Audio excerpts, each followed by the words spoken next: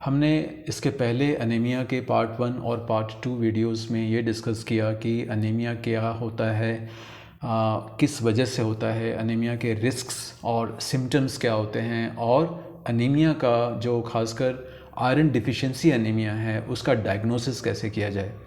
इस वीडियो में हम जो आयरन डिफिशिएंसी अनीमिया है उसके ट्रीटमेंट के बारे में डिस्कस करेंगे। हम फिर से ये बता दें कि अनीमिया 3 तरह का होता है। Number 1 is a nutritional anaemia, जिसमें न्यूट्रिशनल डिफिशिएंसी की वजह से, या ये कहें कि जो विटामिन्स और मिनरल्स होते हैं उनकी कमी से, खासकर आयरन की कमी से अनीमिया होता है। जो दूसरा प्रोमिनेंट टाइप होता है वो इन्फ्लेमेटरी अनीमिया होता है, जिसके अंदर बॉडी में इन्फ्लेमेटरी कंडीशंस और इन्फेक्शंस होती हैं, उसकी वजह से होता है।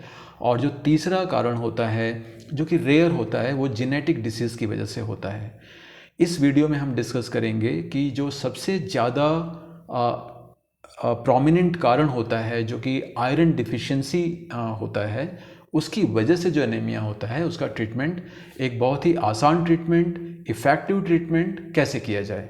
अगर ब्लड टेस्ट के रिपोर्ट के बेस पर ये कंफर्म हो गया है कि आपको आयरन डिफिशिएंसी अनीमिया है, मतलब हीमोग्लोबिन कम है और फेरिटिन लेवल भी कम है, जो ये दिखाता है कि आपकी बॉडी में आयरन कम है, तो आपको आयरन डिफिशिएंसी एनीमिया के ट्रीटमेंट की शुरुआत करनी पड़ेगी। इसके लिए आपको मार्केट से, मेडिकल शॉप से आयरन टैबलेट्स लेना है। आप किसी भी मेडिकल शॉप पे जा कर के ये पूछ सकते हैं कि 120 मिलीग्राम या 60 मिलीग्राम आयरन टैबलेट्स चाहिए। आयरन का डेली डोज 120 मिलीग्राम होता है, जो कि 2 से 3 भागों में लेना चाहिए। प्रेफरेबली सुबह और शाम को 2 पार्ट्स में लेना चाहिए। अगर आपने जो आयरन टैबलेट्स लिया हुआ है उसके लेवल पर 120 मिलीग्राम है, तो आप उसका हाफ़ टैबलेट सुबह और हाफ़ टैबलेट शाम को ले सकते हैं। अगर प्रोडक्ट के लेवल पर 60 मिलीग्राम लिखा हुआ है तो उसका 1 टैबलेट सुबह और 1 टैबलेट शाम को ले सकते हैं। ये ध्यान रखिए कि ये डिज़ायरेबल है कि अगर आपके ब्लड टेस्ट में अनीमिया डिटेक्ट हुआ है तो एक बार आप डॉक्टर से मिल करके जो डॉक्टर्स का रिकमेंडेशन है आप उस पर इम्प्लीमेंट कीजिए। लेकिन अगर किसी कारण से आप डॉक्टर से नहीं मिल पाते हैं या डॉक्टर एक्सेसिबल नहीं हैं, तो आप ये ट्रीटमेंट मेथड यूज़ कर सकते हैं। बाज़ार में मेडिकल शॉप से आयरन टैबलेट्स जैसा हमने बताया है वैसा ख़रीद करके आप अपना ट्रीटमेंट कर सकते हैं। दूसरा इम्पॉर्टेंट चीज़ आपको दिमाग में ये रखना है कि ये रिकमेंडेशन सिर्फ एडल्ट्स के लिए है। अगर बच्चों में अनीमिया हुआ है या प्रेग्नेंट वुमेन में अनीमिया हुआ है तो उसके लिए ये ज़रूरी हो जाता है कि आप डॉक्टर से मिल करके उनसे परामर्श लें और उनका जो भी रिकमेंडेशन होता है आप उसको फॉलो करें। ये एक टिपिकल सैंपल है आयरन टैबलेट प्रोडक्ट का, जो ये दिखाता है कि इसमें आयरन 60 मिलीग्राम है। इसी तरह से आप जो भी टैबलेट्स लेते हैं मार्केट से उसमें आयरन डोज लिखा रहेगा। आपको इसके बारे में कोई भी इन्फॉर्मेशन चाहिए तो आप हमको कांटेक्ट कर सकते हैं और हम आपको उसके बारे में जो भी इन्फॉर्मेशन अवेलेबल है हम बताएंगे। एक बार आयरन टैबलेट आपने ख़रीद लिया और आपने लेना चालू किया, उसके 1 महीने बाद आप फिर से ब्लड टेस्ट कराइए। ये ब्लड टेस्ट एकदम सेम रहेगा जो कि हमने डायग्नोसिस पार्ट में बताया हुआ है। आपको लेबोरेटरी में जाना है और वहाँ पर उनको बोलना है कि आपको अपना कंप्लीट ब्लड प्रोफाइल चाहिए या कंप्लीट ब्लड काउंट टेस्ट कराना है। उसके अंदर आप अगेन हीमोग्लोबिन और फेरिटिन इन दोनों का लेवल चेक कीजिए। 1 महीने बाद हीमोग्लोबिन लेवल आपका या तो नॉर्मल हो जाएगा या फिर एटलीस्ट उसमें 1 यूनिट का इंक्रीज़ होगा, 1 यूनिट बढ़ करके आएगा। तो लेट अस से अगर आपका पहले वाले टेस्ट में जिससे कि आपको एनीमिया कंफर्म हुआ था उसमें अगर आपका हीमोग्लोबिन लेवल 8 है तो यहाँ पर कम से कम 9 होना चाहिए। अगर एटलीस्ट 1 यूनिट इंक्रीज़ नहीं होता है तो आपको डॉक्टर से कंसल्ट करना पड़ेगा। ओके, नाउ लेट अस से अगर आपको 1 यूनिट इंक्रीज़ हो गया है तो आप इसी टैबलेट को 2 महीना और कंटिन्यू कीजिए। तो 1 महीना आपने पहले लिया हुआ है और उसके बाद आपका हीमोग्लोबिन लेवल 1 यूनिट बढ़ा और उसके बाद आपने 2 महीने और कंटिन्यू किया। टोटल 3 महीने के बाद फिर से ब्लड टेस्ट करवाइए और 3 महीने के बाद में जो ब्लड टेस्ट होगा उसमें आपका हीमोग्लोबिन लेवल और फेरिटिन लेवल दोनों नॉर्मल रेंज में आ जाना चाहिए।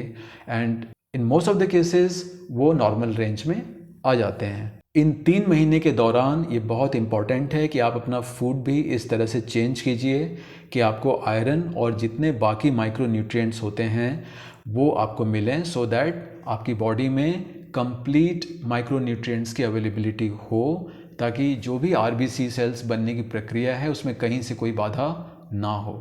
3 महीने बाद आपका ब्लड रिपोर्ट जो होगा उसमें अगर हीमोग्लोबिन और फेरेटिन लेवल नॉर्मल आता है तो उसके बाद आप टैबलेट लेना बंद कर सकते हैं, लेकिन आप अपना डाइट जो हेल्दी डाइट है वो आप कंटिन्यू कीजिए। और ये रिकमेंडेड है कि आप 6 महीने के बाद और 1 साल बाद फिर से एक बार टेस्ट करवाइए, ये कंफर्म करने के लिए कि आपका हीमोग्लोबिन लेवल और फेरेटिन लेवल नीचे नहीं होना चाहिए। वो ये दिखाएगा कि जो आपका डाइट है वो आपकी बॉडी में सफिशिएंटली माइक्रोन्यूट्रिएंट्स दे रहा है और आपकी बॉडी में हीमोग्लोबिन और आरबीसी नॉर्मल रेंज में है। अगर आपको एनीमिया का प्रिवेंशन करना है, अगर आपको ये इंश्योर करना है कि आपको कभी भी एनीमिया और ख़ासकर आयरन डिफिशिएंसी एनीमिया और इन्फ्लेमेटरी एनीमिया ना हो, क्योंकि ये 2 ही खास या अधिकतर कारण होते हैं एनीमिया होने के। अगर आपको ये इंश्योर करना है कि आपको ये एनीमिया ना हो तो आपको 3 चीज़ों पर ध्यान देना पड़ेगा। First is diet and second is exercise. अगर ये 2 चीज़ें कंट्रोल में हैं तो तीसरा चीज़ जो है इन्फ्लेमेटरी कंडीशन वो अपने आप कम हो जाता है। डाइट, एक्सरसाइज और इन्फ्लेमेटरी डिसीजेस, इन तीनों चीज़ों को कंट्रोल करके हम एनीमिया का बहुत ही इफ़ेक्टिव प्रिवेंशन कर सकते हैं। कभी भी हमें एनीमिया होने के चांसेस नहीं होंगे।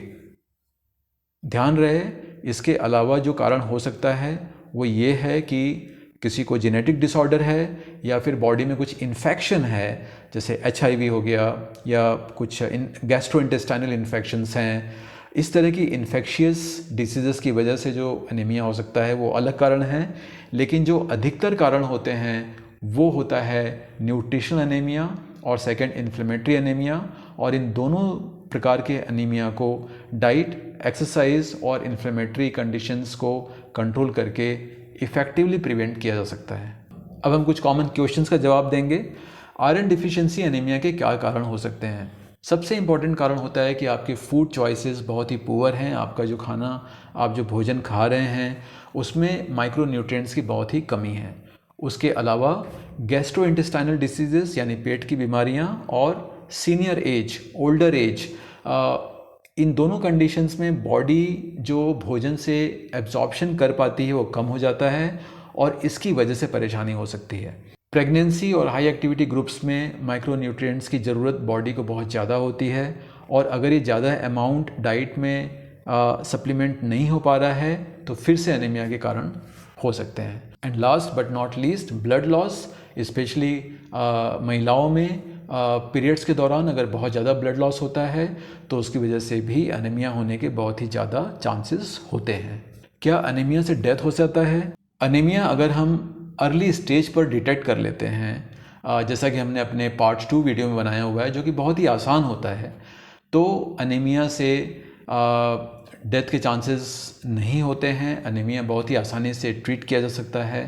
लेकिन अगर किसी कारण से एनीमिया का टाइमली डायग्नोसिस नहीं हो पाया और ये सीवियर हो गया तो उसकी वजह से उसके घातक परिणाम हो सकते हैं। साथ ही जो दूसरे तरह के एनीमिया हैं, for example sickle cell anaemia या थैलेसीमिया, जिनको हम जेनेटिक डिसऑर्डर्स बोलते हैं, उनकी वजह से भी कई बार एनीमिया एक घातक बीमारी के रूप में सामने आ सकती है। तीसरा क्वेश्चन है कि एनीमिया को प्रिवेंट या कंट्रोल करने के लिए किस तरह की फूड चॉइसेस अपनाना चाहिए। जो लोग नॉन वेजिटेरियंस हैं उनमें अधिकतर आयरन की इंटेक सफिशिएंट होती है और उनमें एनीमिया होने के चांसेस बहुत कम होते हैं। हालांकि हम ये बात क्लैरिफाई करना चाहेंगे कि नॉन वेजिटेरियंस में भी बाकी न्यूट्रिएंट्स, बाकी जो माइक्रोन्यूट्रिएंट्स हैं वो सफिशिएंट अमाउंट में होना चाहिए। तो जस्ट बिकॉज कोई नॉन वेजिटेरियन है इसका मतलब ये नहीं है कि उसको एनीमिया कभी नहीं होगा। उससे भी बाकी जो माइक्रोन्यूट्रिएंट्स हैं जो कि वेजिटेबल से आते हैं, फ्रूट से आते हैं, डेयरी सब्सटेंसेस से आते हैं, उसको लेना पड़ेगा ताकि उसकी बॉडी में कंप्लीट माइक्रोन्यूट्रिएंट्स की अवेलेबिलिटी हो ताकि वो एनीमिया से दूर रहे। जो लोग वेजिटेरियंस हैं उनमें ये बहुत इम्पॉर्टेंट हो जाता है कि वो इस तरह के फूड अपने डाइट में इंक्लूड करें जिससे कि डिफरेंट तरह के माइक्रोन्यूट्रिएंट्स अवेलेबल हों।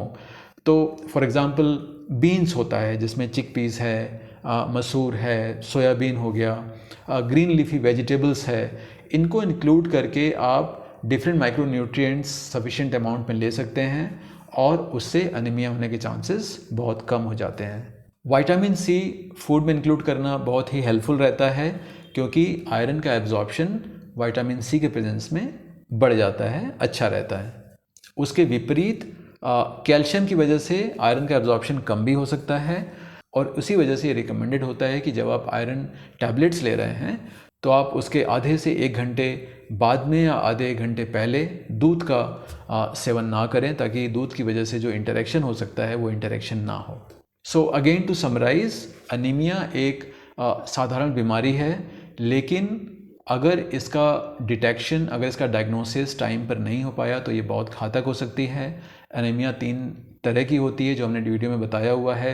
ये बहुत इम्पॉर्टेंट है कि आप अनीमिया को टाइमली डायग्नोस करके उसका टाइमली ट्रीटमेंट कीजिए, ताकि ये बीमारी जो है, जो कि करीब 500 से 1000 रुपये में ट्रीट की जा सकती है, लेकिन अगर टाइमली डिटेक्शन ना हो पाया तो उसकी वजह से हॉस्पिटलाइजेशन भी हो सकता है और उसकी वजह से जितने खर्चे हैं वो बढ़ जाते हैं। आपको ज़्यादा दिनों तक हॉस्पिटल में रहना पड़ेगा, आपकी डे टू डे एक्टिविटीज़ सफ़र होंगी। तो इन सब चीज़ों से बचने के लिए बहुत ज़रूरी है कि आप इन चीज़ों पर ध्यान दें, प्रिवेंशन अपनाएं, प्रॉपर डाइट, प्रॉपर एक्सरसाइज करें, अपनी बॉडी के जो क्रिटिकल पैरामीटर्स होते हैं, खासकर वेट, ब्लड शुगर, उनको आप कंट्रोल में रखें और आपको अनीमिया होने के चांसेस बहुत कम और नेग्लिजिबल होंगे। Take care of your health, have a very good life. If you have any questions, please feel free to ask us in the comment section. Thank you.